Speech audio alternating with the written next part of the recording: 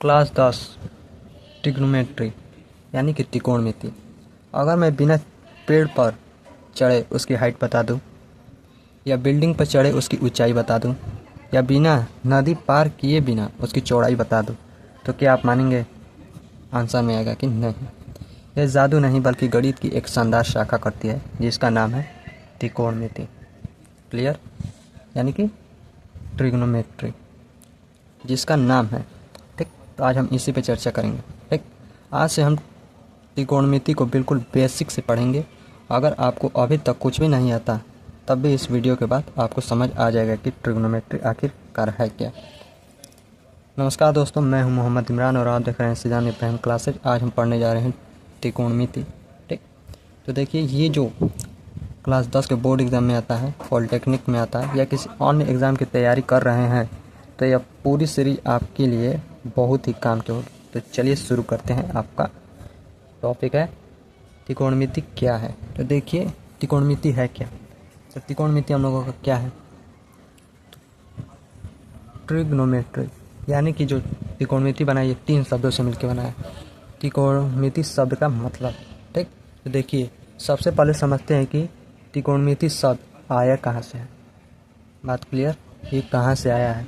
ठीक, तो अब देखिए बात आ रही है ट्री, यानी ट्री का मतलब है 3 यानी कि 3। ठीक, और भी गॉन का मतलब है कोण यानी एंगल। मेट्री का मतलब है माप यानी कि मेजरमेंट। ठीक, ये 3 शब्दों से मिलकर बना हुआ है। ये क्लियर?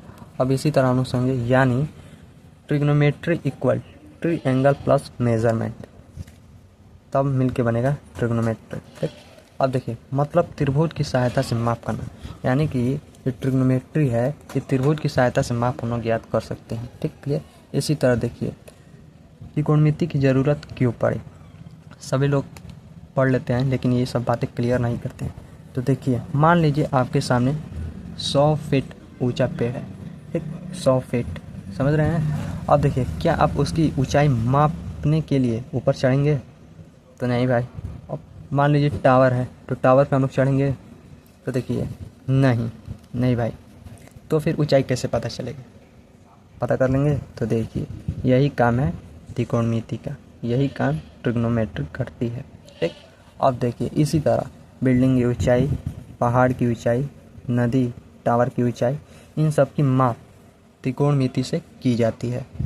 देखिए, रियल लाइफ यूज़ यानी कि दैनिक जीवन में इसका उपयोग कैसे होता है। तो देखिए, अब कई बच्चों का सवाल होता है, सर ये पढ़ने से क्या फ़ायदा होगा। फ़ायदा बहुत है। ट्रिग्नोमेट्री का उपयोग होता है, कहाँ होता है? Civil engineer, mechanical engineer, GPS, mobile navigation, satellite, airplane, rocket, bridge design यानी ब्रिज का निर्माण करने में, गेम डेवलपमेंट और रोबोटिक्स में। देखिए, अगर आप इंजीनियरिंग करना चाहते हैं तो ट्रिग्नोमेट्री आपकी दोस्त बनने वाली है। क्लियर? इसी तरह देखिए, त्रिभुज क्या होता है, ये सब बेसिक चीज़ें हैं। त्रिभुज यानी कि ट्री एंगल। ठीक, देखिए, अब सबसे बेसिक बात, 3 रेखाओं से बनी आकृति को ट्री एंगल कहते हैं। क्लियर? अब देखिए, ट्री एंगल के तीनों कोण 3 भुजाएं होती हैं। ठीक, ये तो आप लोगों ने पढ़ा ही होगा, ऐसे होता है। ये सब अभी छोटी छोटी बातें हैं जो क्लियर करनी चाहिए। इसी तरह देखिए, लेकिन खास तौर पर राइट एंगल यानी कि समकोण, जिसका 90 डिग्री का एंगल है। ठीक, तो उसको हम लोग पढ़ेंगे। ठीक, चौथा है राइट एंगल ट्रायंगल।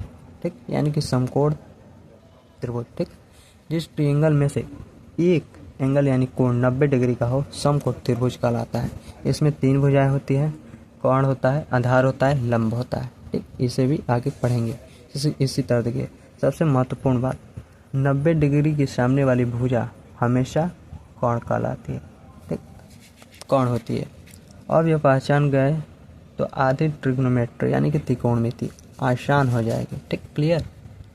आगे क्या सीखेंगे? देखिए, आगे क्या सीखेंगे हम लोग, एंगल क्या होता है, यानी कि कोण क्या होता है, सिमिलर ट्रायंगल्स क्या होते हैं, ट्रिग्नोमेट्रिक रेडियस क्यों बने इसके बारे में, साइन का tan का असली मतलब क्या है।